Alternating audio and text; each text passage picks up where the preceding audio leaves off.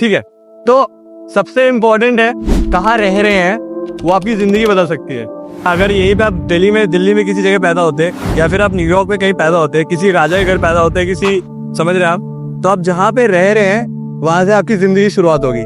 इसके बारे में आप अभी कुछ नहीं कर सकते।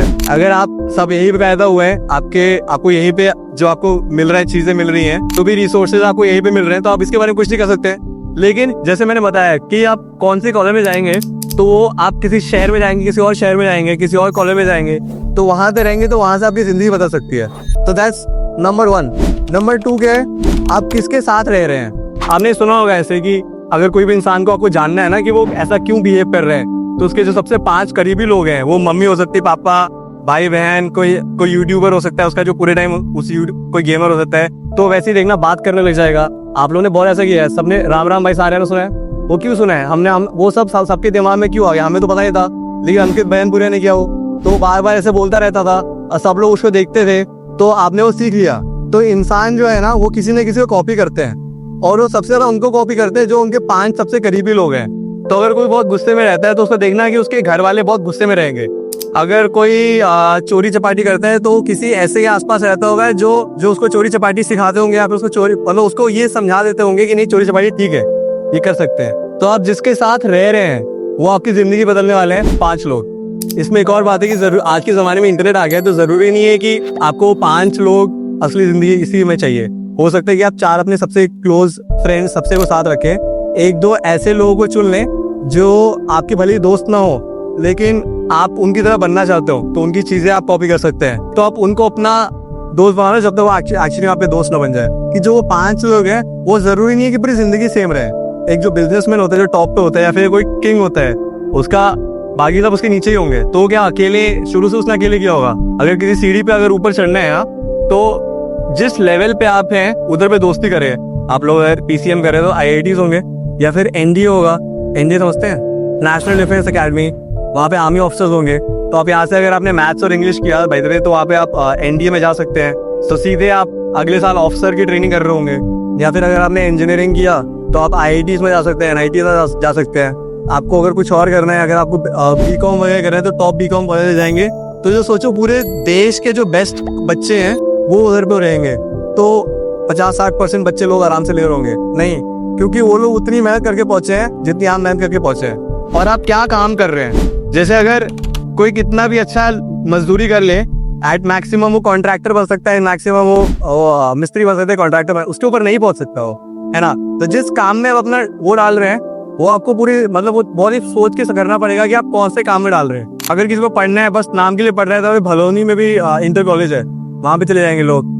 कुछ तो और पढ़ेगा तो कोई गोरखपुर यूनिवर्सिटी चला जाएगा, कोई और पढ़ेगा तो लखनऊ यूनिवर्सिटी चला जाएगा, कोई और पढ़ेगा तो दिल्ली यूनिवर्सिटी, कोई और समझ रहे हो, वो लेवल डिफाइन हो जाएगा अगले साल तुम लोग कहाँ पे जाने वाले हो। तो ये 3 चीज है, ये आपकी लाइफ डिटरमाइन करती है कौन सी तरफ होने वाली है। आप कहाँ पे रह रहे हैं, तो अभी आप कुछ नहीं कर सकते उसके बारे में, लेकिन 1 साल के बाद आप कौन सी कॉलेज में जाएंगे, किस कॉलेज में जाएंगे, कौन से शहर में जाएंगे, वो आप डिसाइड करेंगे। ठीक है, तो ये इंपॉर्टेंट है। इसलिए लास्ट बार हमने सीखा था कि पैसे कैसे कमाए, कि कोई नौकरी करनी पड़ेगी, नौकरी से सेविंग करनी पड़ेगी, सेविंग करके वो बिजनेस बनाना है। बिजनेस के 4 मॉडल्स होते हैं हमारे, उन चारों में से किसी न किसी में आपको घुसना पड़ेगा ताकि आप अपना वेल्थ कमा सके। वेल्थ क्या होता है, मनी और वेल्थ में ये डिफरेंस है कि मनी होता है कि आपको पैसा दे के किसी से काम करवा रहे हैं, और वेल्थ बेसिकली ये है कि आप सोते सोते आपको पैसे मिल रहे हैं। तो अगर आपने कोई बिजनेस खोल दिया, जैसे प्रिंसिपल सर हैं, या फिर अगर आपने कोई अपने बहुत घर बना लिए जो किराए पे दे रहे हैं आप, या अगर आपके पास खेत है, तो इस आपका वेल्थ है, संपत्ति है, जहाँ आपको बैठे बैठे पैसे मिल सकते हैं।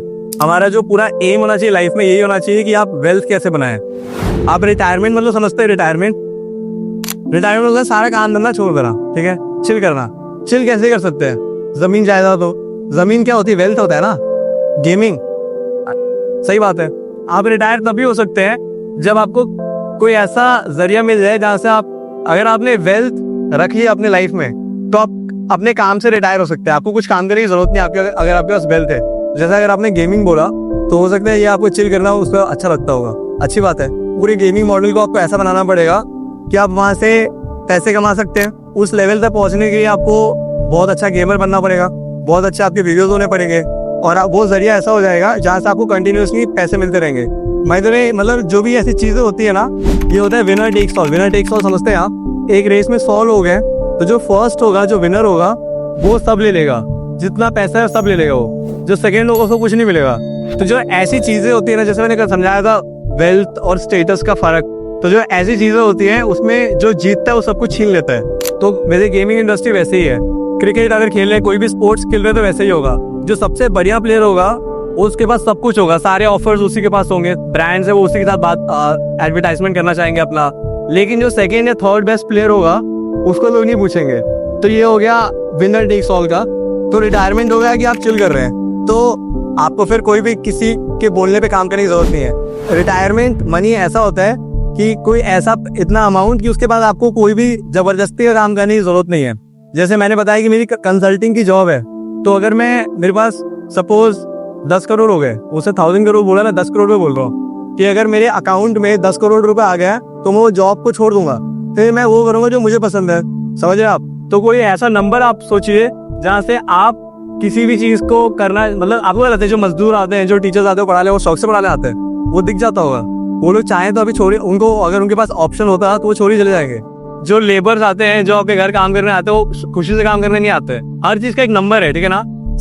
हर इंसान का एक प्राइस होता है, हर एक इंसान का एक प्राइस होता है। वो प्राइस आपको अपने डिसाइड करना है।